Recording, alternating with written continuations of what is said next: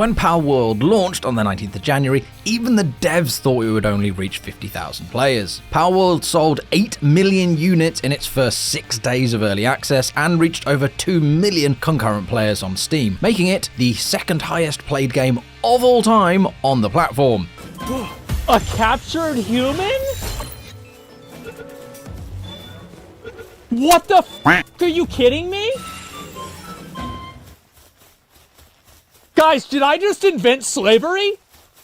Holy shit! As of the 22nd of February, Palworld has had a total of 25 million players. However, while this is undoubtedly a huge success, the bigger the PAL, the harder they fall down the Steam charts. From the dizzy heights of 2.1 million concurrent players to just 200,000. That is a huge 1,900,000 players who have dropped off. Were you one of the players that jumped in for some Pokémon with Guns fun and then ended up ditching it for Helldivers 2? Or you wanted to try out Nightingale? Let us know in the comments below if you played Palworld or if you dropped off, and what did you end up playing instead?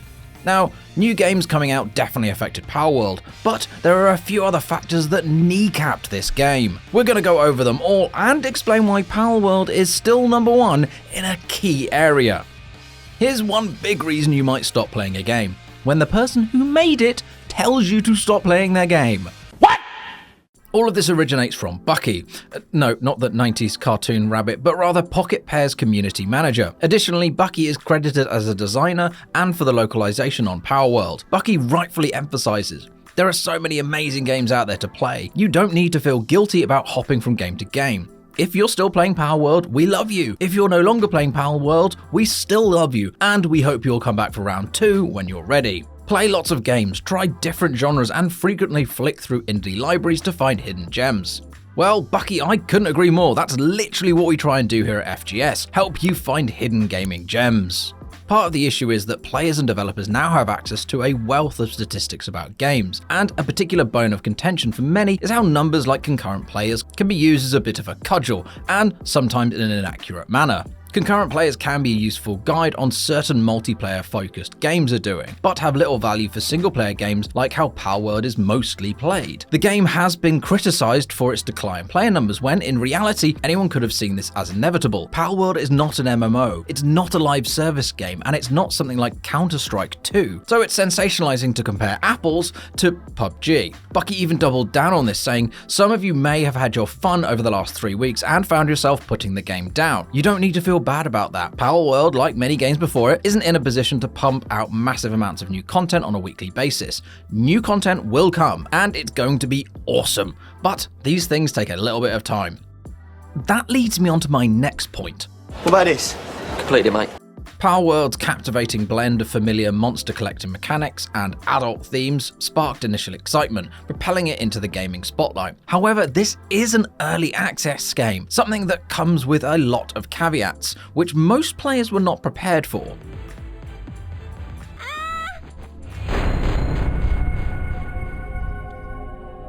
Technical hiccups and glitches plagued the early access experience, from game crashes to characters clipping and wonky animations. These bugs frustrated players and hampered enjoyment. While the developers actively addressed these issues, the initial impression of a polished experience was thrown out of the window. But you shouldn't have expected one. This game is not technically out. These bugs are what early access is all about. You're basically paying to help test out a game early. And bugs are not the only thing tested in early access. The influx of players during launch overwhelmed the server infrastructure, leading to lag, disconnects, and infinite loading screens. While the initial gameplay loop was also engaging, concerns soon emerged regarding content depth and long-term appeal. Limited endgame options and repetitive activities raised questions about the game's ability to hold players' interest for an extended period. All of these things made it difficult to justify sticking around for casual players.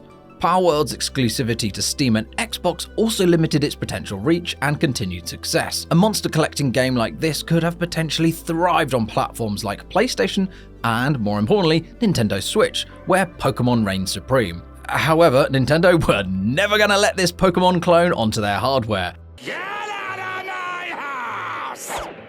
Early access allows developers to gather player feedback and iterate on their game. However, it also means the game is still under development and the experience might differ significantly from the final product. This makes writing definitive reviews difficult as the game is constantly evolving. Since Palworld isn't officially released yet, major review sites like Metacritic don't have scores. This leaves potential buyers with a limited pool of information to rely on. Some websites have done Palworld review in progress, but who Googles that long-ass sentence? Not me, I can tell you. And also, while Steam does have user reviews, these can be subjective, and are you really going to trust the opinion of I Crave Your Taco?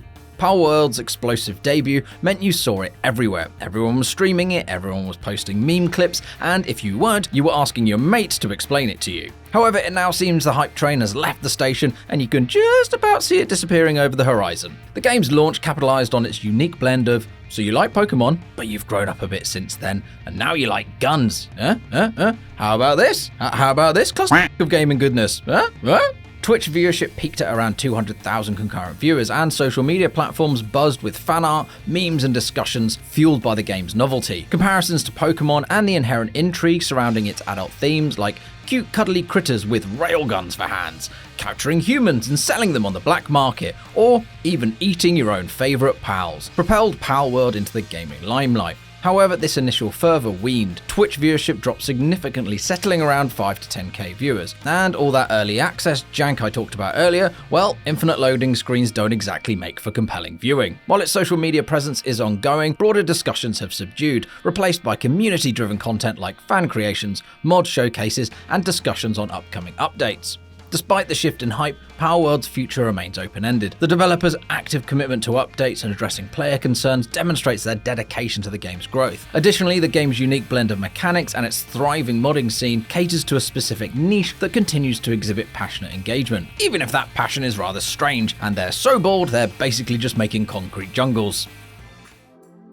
Okay, so I've been a bit of a negative Nelly in this video about Palworld, but it is still number one in the only place that counts: game sales.